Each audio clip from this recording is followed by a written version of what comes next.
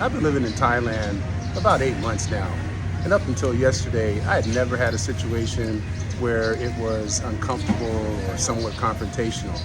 I've heard about situations right here in Thailand where foreigners have had confrontations with local Thais and other foreigners. I've not ever experienced anything like that. I would honestly think that if there were going to be some type of negative energy, it would be between two foreigners from different countries versus being something that you would deal with a local Thai person. I'm sitting here at Macro waiting on my boat to come, and it allowed me time to kind of reflect on what happened yesterday. So I was catching a boat, motorbike, going back to my condo, and on the way back, the guy was going really fast.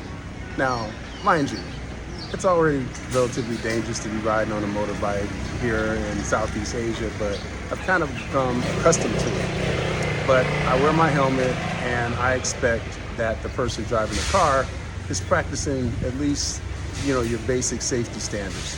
Now, this particular guy, I don't know if he was in a hurry or what the situation was, but he was going about 10, 20 kilometers over the speed limit. And I'm sitting there and I'm thinking to myself, well, I really don't want to say anything, but I didn't feel safe.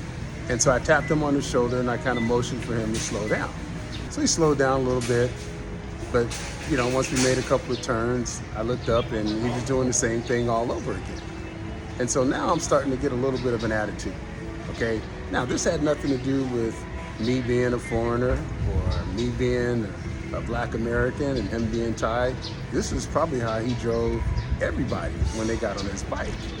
And so at the point that I started to feel like he was just ignoring what my requests were, because I am paying for this ride. So basically the whole way over, I felt relatively unsafe. Even once he slowed down, he still had an attitude and an energy, and he was only slowing down because I was pretty much demanding that he do so. And therefore, the energy between us was not great. So as we got to my destination, I had him pull over just a little bit early. And so when I got off the bike, he kind of looked at me and I looked at him, and I told him to slow this goddamn bike down. And that was the point where he got up and off the motorbike, and he looked at me and I looked at him, and it was at that point where I was ready to body slam him. And again, that was the first time I've had those kind of emotions. I'm not somebody that body slams anybody, even back in the States. But because he was being unsafe, and it included my safety, and the fact that his energy was that he was going to get up and be confrontational once I told him to stop and let me off the bike, really put me in a space where at that point I'm thinking about defending myself. And once I turned, I guess the look in my eye was such that he went into kind of this submissive mode and kind of put his head down and backed away and, kind of mister.